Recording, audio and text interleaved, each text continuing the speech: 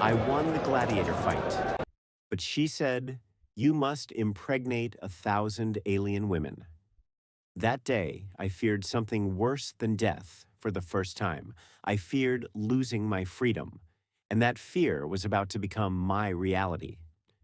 The arena roared, 50,000 aliens screaming in a language I barely understood. I stood over Kraxon the Destroyer, the undefeated champion for 12 cycles, his purple blood pooling beneath my boots. My chest heaved, my knuckles ached. But I was alive, and I was rich. 10 million credits, that was the prize. Enough to buy a ship, a crew, a new life far from this godforsaken corner of the galaxy. I raised my fist to the crowd, soaking in their alien cheers. Freedom, finally. That's when I saw her. She descended from the royal box like a goddess made of silver and ice. Her skin shimmered with a blue-gray hue, bioluminescent patterns glowing softly across her body.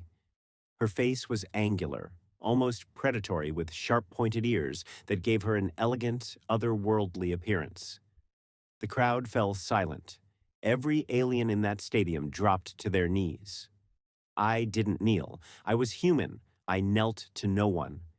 She stopped 3 feet from me. Up close, she was terrifying and beautiful. Tall and imposing, her presence commanded respect. Her face was angular, almost predatory, but there was something elegant in the way she moved. Her voice cut through the silence like a blade. Human, you have won the Emperor's trial. By our law, the victor belongs to the royal bloodline. I laughed. Actual laughter. The adrenaline was still pumping through my veins. Belongs? Lady, I don't belong to anyone. I just won 10 million credits. I'm taking my money and leaving this rock. Her expression didn't change, not even a flicker of emotion. The credits are yours.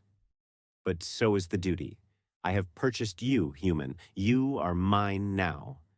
She stepped even closer, her pointed ears catching the arena lights. You will return with me to the Imperial Palace. And there you will impregnate 1,000 females of our tribe, 1,000 heirs for the Jotharian Empire. This is our law. This is your honor. The words crashed into me like a collapsing building. 1,000? 1,000? I stared at her, waiting for the punchline, waiting for her to laugh and say it was a joke. She didn't laugh. Wait. Did you just say 1,000 women? Are you insane? I'm a human being, not a breeding factory. That's physically impossible.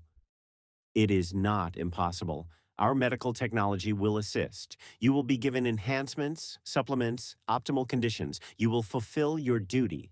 My blood ran cold. You're serious. You actually think you can just buy me and turn me into some kind of stud? Yes. That is precisely what you are now, human. The most valuable asset in the galaxy. Your genetics can save my entire species. My stomach dropped. The roar of the crowd faded into a dull ringing in my ears. I looked around the arena. Every alien was watching, waiting. This wasn't a negotiation. This was a proclamation. I'm not a breeding stud. I'm a free man. I earned my prize, and I'm walking out of here. I turned toward the exit tunnel. I made it 2 steps. Seize him. The guards moved faster than anything that size should move. 8-foot-tall warriors in black armor, each one weighing at least 400 pounds. They grabbed my arms before I could even think about running. I thrashed, kicked, tried to break free. It was like fighting statues. I'm a gladiator, not a slave. I won your damn trial. You can't do this. The silver woman stepped closer. Her face was inches from mine now. Her breath smelled like ozone and something sweet I couldn't place. When she spoke, her voice was calm, too calm. You won the trial. That is precisely why you are mine. Our laws are older than your species, human. The victor of the Emperor's trial becomes the mate of the royal heir. You should be honored. Honored? You just bought me like cattle. No. Her eyes narrowed, all four of them. I claimed you. There is a difference. She turned to the guards. Prepare the transport. Take him to the Palace of Eternal Skies. He will be treated well, federal clothed, given every comfort. But he will not leave until his duty is fulfilled. The guards dragged me backward. I fought every step, but it was useless. The crowd was cheering again. They thought this was part of the show. They thought I was honored. As they pulled me into the darkness of the tunnel, I heard her voice one last time. My name is Empress Thyra Jathan, and you, human, are now the father of the future empire. The transport ship was a nightmare of chrome and violet light. They threw me into a cell that was more like a luxury apartment than a prison. Silk sheets, a viewport showing the stars, food that probably cost more than my entire Gladiator contract. But the door was locked, and I was a prisoner. I paced for hours, thinking, planning. There had to be a way out. I'd escaped worse situations, mining colonies, pirate raids, a Vraxian death cult. But this was different. This wasn't about survival. This was about control. The door slid open. Thyra entered alone. No guards, no weapons. Just her, wrapped in robes that seemed to move like liquid mercury. She sat across from me, her four eyes studying me like I was a specimen under glass. You are angry, she said. Brilliant observation. You do not understand our ways. I understand slavery when I see it. She tilted her head. It was an alien gesture, but somehow I knew it meant she was genuinely confused. Slavery? You will live in a palace. You will want for nothing. Your children will be royalty. Your bloodline will rule galaxies. How is this slavery? I leaned forward, fists clenched.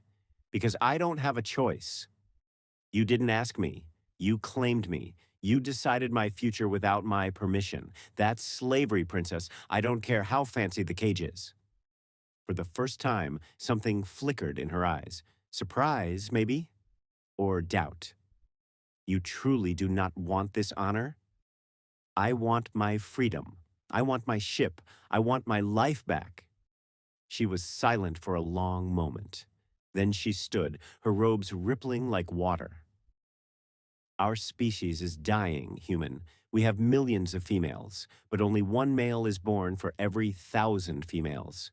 Our males are sterile, weak. They die young.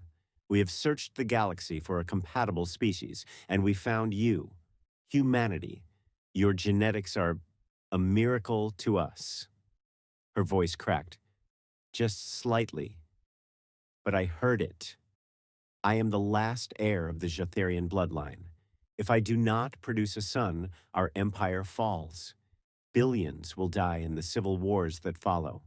I do not ask this because I am cruel. I ask this because I am desperate. I stared at her, really looked at her. Beneath the crown and the cold demeanor, I saw it. Fear, exhaustion, the weight of an empire on her shoulders. But that didn't change what she was asking me to do. I'm sorry for your people. I really am, but you can't force me into this. There has to be another way. There is no other way. We have tried for generations.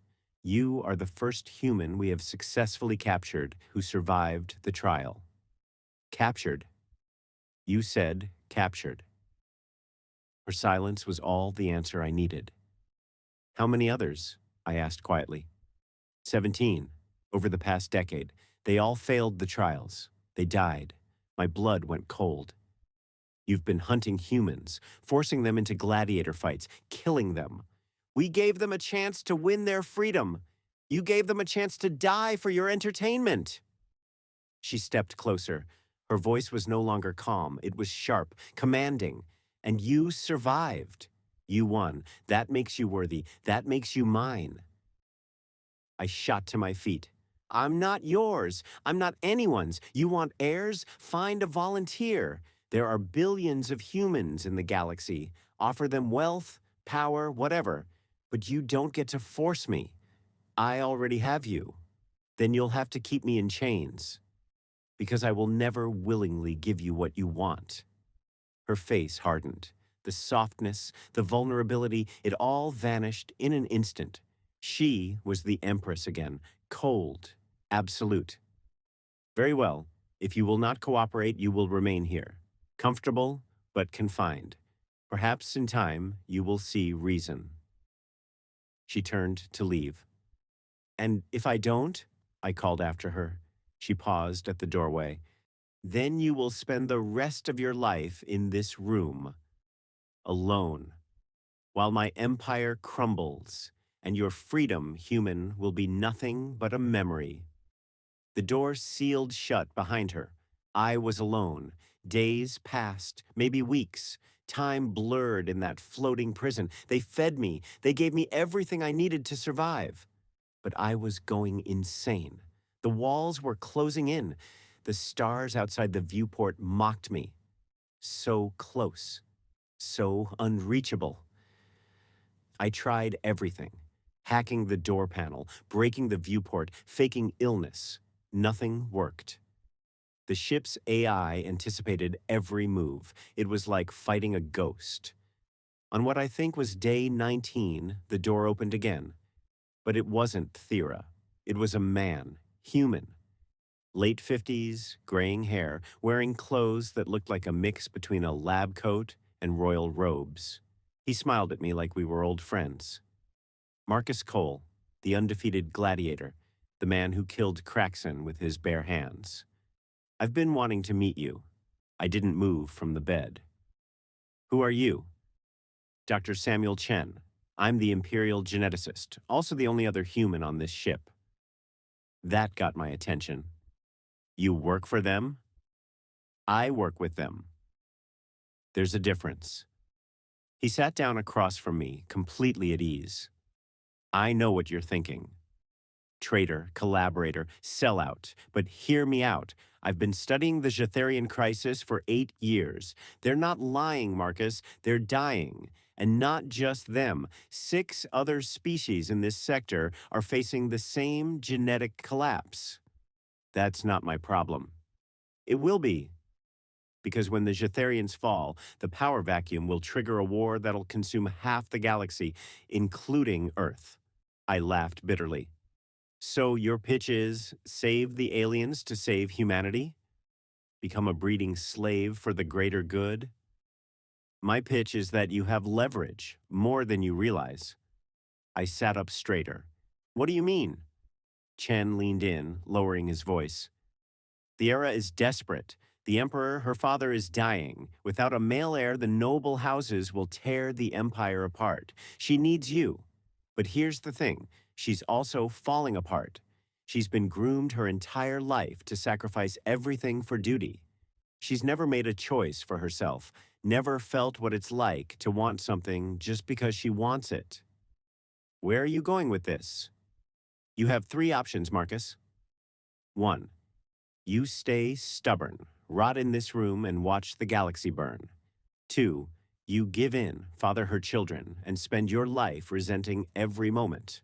Or 3. He paused. You negotiate. You make demands, you set terms, you turn this prison into a partnership. She's powerful, yes, but she's also lonely, terrified, and whether she admits it or not, she's starting to respect you. Use that." I stared at him. "You're telling me to manipulate her." "I'm telling you to level the playing field. She has the power. You have the leverage. Find a middle ground, or you both lose everything." Before I could respond, the door slid open again. Thera stood there, her expression unreadable. "Dr. Chen, leave us." Chen stood, gave me one last meaningful look, and left without a word. Thyra stepped inside. She looked different, tired. The glow of her skin was dimmer, her robes were simpler. She looked almost human. "I have come to make you an offer," she said quietly. I crossed my arms. "I'm listening." "My father, the Emperor, has given me an ultimatum. I have 60 days to secure a male heir. If I fail, he will choose another successor, someone who will use force to take what they need from you, someone far less merciful than I." Her voice wavered. "I do not want that for either of us. So, what's the offer?" She took a deep breath. "You will give me one son, just one. In return, I will grant you a title, a ship, a fleet, if you wish. You will have wealth, power, and freedom to go wherever you please. You will never be confined again. This is my compromise." I stared at her. One son, not 1,000. Wait, you said 1,000 females. Now you're saying one son. What changed? For the first time, something that looked almost like embarrassment crossed her face. "I may have exaggerated the initial requirement." "Exaggerated? You said 1,000. It is a traditional negotiation tactic among my people. Start with an extreme demand, then compromise to what you actually need. It demonstrates power and strategic thinking." I couldn't believe what I was hearing. "You were bluffing? This whole time you were negotiating?" "Yes, in reality, I need only one male heir to secure my claim to the throne. One son with human genetics to prove the compatibility. The 1,000 was, how do humans say it? A negotiating position." I started laughing. Actually laughing. The absurdity of it all was too much. "So you kidnapped me, terrified me, made me think I was going to be some galaxy-wide breeding slave. And it was all a negotiation tactic?" "It is how we do business." That's the most insane thing I've ever heard. And I've fought in death matches for money. But as the shock wore off, I realized something. She was negotiating, which meant I had leverage, real leverage. "All right, you want to negotiate? Let's negotiate." "And what if I say no?" Her expression hardened. "Then you will meet my cousin, Lord Vexthor. And he will not offer you luxury. He will not offer you kindness. He will take what he needs by force. And when he is done, you will wish I had been the one to claim you." The threat hung in the air like a blade. I had three choices: submit to her terms, refuse and face something worse, or find a fourth option that no one saw coming. I stood up, walked to the viewport, looked out at the stars, and I made my decision. I turned from the viewport and looked Thyra straight in the eyes. "I'll do it, but on my terms." Her expression shifted. Relief, maybe, or suspicion. It was hard to tell with alien faces. "Name them." "First, I'm not your property. I'm your partner, equal status. No more guards, no more locked doors. I need to trust you, and you need to trust me." She nodded slowly. "Agreed." "Second, I want full access to your ship systems, your databases, everything. If I'm going to be part of this empire, I need to understand what I'm getting into."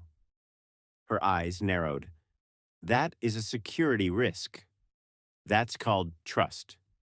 You want me to give you a child? Then stop treating me like a prisoner." A long silence stretched between us. Finally, she spoke. "You will have limited access. Enough to learn, not enough to sabotage." "Good enough."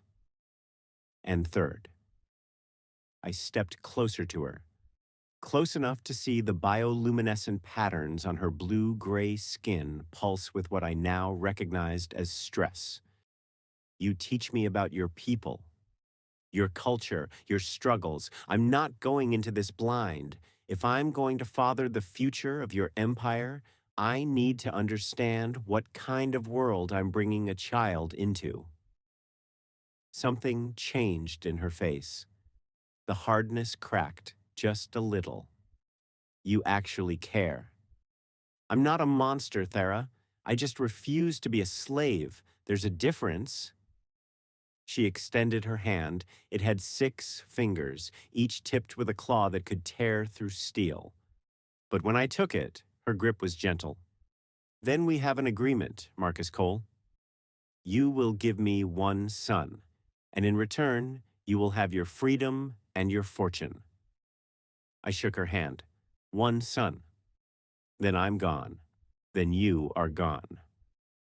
But even as I said the words, I knew something had changed. This wasn't just a transaction anymore. This was something else. Something neither of us had planned for. The next few weeks were strange. Thyra kept her word. The doors unlocked. I had access to most of the ship. I met her council, her scientists, her military commanders. They looked at me with a mixture of curiosity and disgust. A human, a primitive, but also their last hope. Dr. Chen became my guide. He showed me the genetic research, the centuries of failed experiments, the slow extinction of male births across multiple species. It wasn't just the Jatharians. It was a galactic crisis. Some unknown radiation from a supernova 3,000 years ago had damaged the genetic material of dozens of species. Humans were immune. Our DNA had something, some random mutation that protected us. We were the cure, the answer, the future. And I was the first one they'd successfully captured. There will be others, Chen said one night over dinner. Once word gets out that you succeeded, every dying species in the galaxy will come hunting for humans. Earth will become the most valuable planet in the universe. Or the most dangerous. Exactly. I spent my evenings with Thyra. She taught me her language, her history, her customs. I learned that Jatharian society was matriarchal because it had no choice. I learned that their art was beautiful, their poetry heartbreaking, their philosophy complex and profound. I learned that Thyra herself had been trained since birth to rule, to sacrifice, to put duty above everything. She had never had a friend, never had a choice, never had a moment to just be. One night, we stood together on the observation deck, watching a nebula drift past in shades of purple and gold. "Do you hate me?" she asked quietly. I thought about it, really thought about it. "No, I hate what you did, but I don't hate you. I am sorry. For claiming you, for forcing you. I thought I was doing the right thing. I thought duty was more important than freedom. And now?" She turned to look at me. In the dim light, her alien features looked almost human, vulnerable. "Now I do not know. You have made me question everything I was taught. You have made me wonder if there is more to life than duty." Before I could respond, alarms screamed through the ship. Red lights flooded the deck. Thyra's communicator crackled to life. "Empress, we are under attack. 3 warships, House Vexthor signatures." Her face went pale. Well, paler. "He moves against me, faster than I anticipated." She grabbed my arm. "Come, now, if Vexthor takes this ship, he will kill me and take you for himself." We ran. The ship shuddered under weapons fire. Explosions echoed through the corridors. I saw crew members scrambling, sealing bulkheads, preparing for boarding parties. Thyra led me to a small hangar bay. Inside was a sleek fighter ship, barely big enough for 2 people. "Get in. What about your crew?" "They will fight. They will die if necessary. But you and I must survive. For the Empire." Something in her voice made me pause. This wasn't about duty anymore. This was about survival, hers and mine. We climbed into the fighter. Thyra took the controls. The hangar doors opened, and we shot out into space just as the first enemy ship latched onto the transport. Behind us, I watched the ship that had been my prison explode in a ball of fire. Dr. Chen was on that ship. "No," I shouted. Thyra's hands gripped the controls tighter. He knew the risks. We all did. She punched the fighter into faster-than-light travel. The stars stretched into lines. And then we were gone. We crashed on a planet 2 jumps away. The fighter's engines were damaged, and Thyra barely managed to land us in a dense forest. We stumbled out into air that smelled like rain and earth and something sweetly alien. "Where are we?" I asked. "Refuge 7, an old colony world, abandoned 300 years ago." "Why abandoned?" She didn't answer, just started walking toward a structure in the distance. I followed. The ruins were massive, ancient Jatharian architecture overgrown with vines and moss. We found shelter in what looked like it had once been a temple. "We are safe here," Thyra said, collapsing against a wall. "For now." I checked her over. She had a gash on her arm, bleeding that same purple blood. I tore a piece of my shirt and wrapped it. "Why did Vexthor attack?" "Because my father is dead."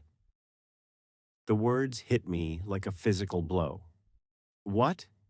"I received word before the attack. He died 3 days ago. The council kept it secret, but Vexthor has spies everywhere. He is making his move for the throne. If he captures me before I produce an heir, he wins. The empire becomes his." She looked up at me, and for the first time, I saw real fear in her eyes. "I have no ship, no guards, no weapons. I am alone with you on an abandoned world, and if Vexthor finds us, we are both dead." I sat down next to her. "Then we don't let him find us." "How?" "We survive. We adapt. We fight. That's what humans do." She laughed, a bitter, exhausted sound. "You truly are strange creatures." "Yeah, we are. We spent 3 days in those ruins. I hunted small creatures that tasted like chicken mixed with cinnamon. Thera used her knowledge of plants to find water. We built a fire. We talked. And slowly, something happened." She told me about her childhood, about being raised in isolation, trained to lead, forbidden from forming attachments, about watching her brothers die, one by one, from the genetic defect that was killing her species, about the weight of being the last hope. I told her about Earth, about growing up in the slums of Neo-Shanghai, about fighting in illegal pit matches just to survive, about stealing a shuttle and fleeing to the outer colonies, about becoming a gladiator because it was the only thing I was good at. We were both survivors, both fighters, both prisoners of circumstances we never chose. On the fourth night, she asked the question I'd been dreading. "Will you still honor our agreement, even now?" I looked at her, at this strange, beautiful, terrifying alien woman who had kidnapped me, imprisoned me, and then saved my life, who had become something more than a captor, something more than a duty. "I don't know," I said honestly. "Everything's changed. The deal was freedom for a son. But there's no empire to return to, no palace, no guarantee Vexthor won't hunt us down and kill us both. So you will leave." "I didn't say that." She met my eyes. "Then what are you saying?" "I'm saying maybe the deal was never the point. Maybe this is." I gestured between us. Two people trying to survive, trying to understand each other, trying to find something real in a galaxy full of lies and duty and war. You speak of partnership. I speak of choice. Your choice, my choice, not because of laws or duty or desperation, but because we want to. Her hand found mine in the darkness. "I have never wanted anything for myself. I do not know how." "Then learn." "We've got time." But we didn't have time. On the 5th day, ships appeared in the sky, 3 of them, House Vexthor signatures. Thyra grabbed my arm. "They found us." We must run, but there was nowhere to run. The forest was surrounded. I could see soldiers dropping from the ships, dozens of them, armed and armored. "We can't outrun them," I said. "Then we die fighting." She pulled a small blade from her belt. It was ceremonial, decorative. It would be useless against plasma rifles. I looked around, the ruins, the temple, the ancient stones covered in strange symbols. and I had an idea. Thyra, these ruins. Why was this place abandoned? It was a sacred site. Then something happened. A massacre. The texts say the planet itself rose up and devoured the colonists. The planet? It is mythology. What if it's not mythology? What if something here is still active? I ran to the temple wall, studying the symbols. I'd been staring at them for days, and now I recognized patterns. Energy conduits, power sources, ancient technology disguised as art. Help me! These symbols, their instructions, this whole temple is some kind of machine. Thyra joined me, her fingers tracing the glyphs. Impossible. This technology is lost. We have not been able to activate these sites for... Maybe you needed a human to try. I pressed my hand against a central crystal. It was warm, alive, and as my skin made contact, it pulsed. The ground shook. The soldiers outside stopped advancing. I heard shouts in the Jatharian language. The vines covering the temple began to move, not swaying, moving deliberately. They reached out like tentacles, grabbing soldiers, pulling them into the earth. The forest itself came alive, roots erupting from the ground, trees bending like fingers. Thera stared in horror and awe. The old ones, the temple guardians, you awakened them. Can we control them? I do not know. No one has awakened them in centuries. But as I kept my hand on the crystal, I felt something, a connection, a consciousness, old, angry, protective.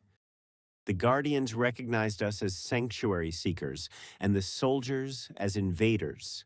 The battle was over in minutes. Vexthor's forces retreated to their ships and fled. The forest calmed. The vines returned to stillness. I removed my hand from the crystal. My arm ached like I'd been electrocuted. Thera looked at me like I was something she'd never seen before. You are full of surprises, Marcus Cole. Yeah, I surprise myself sometimes. She activated her emergency beacon. Within hours, a ship arrived, but not one of Vexthor's. This one bore the symbol of House Thera, her own forces. The captain who emerged was an old female warrior, scarred and fierce, Empress. We received your distress signal. The council has declared Lord Vexthor a traitor. His fleet has been destroyed. You are safe. Thyra straightened, and I watched her transform back into the leader she was born to be. And the throne, yours, Empress, by right and by blood. But the council demands proof. They demand an heir. The captain's eyes flicked to me. Is the human still cooperative? Thera looked at me, and in that moment, I saw the choice reflected in her eyes. She could still force this, could still demand I fulfill the bargain, or she could let me go. The human, she said slowly, is my partner, not my prisoner. If there is to be an heir, it will be by his choice, not by command. The captain looked shocked, horrified even.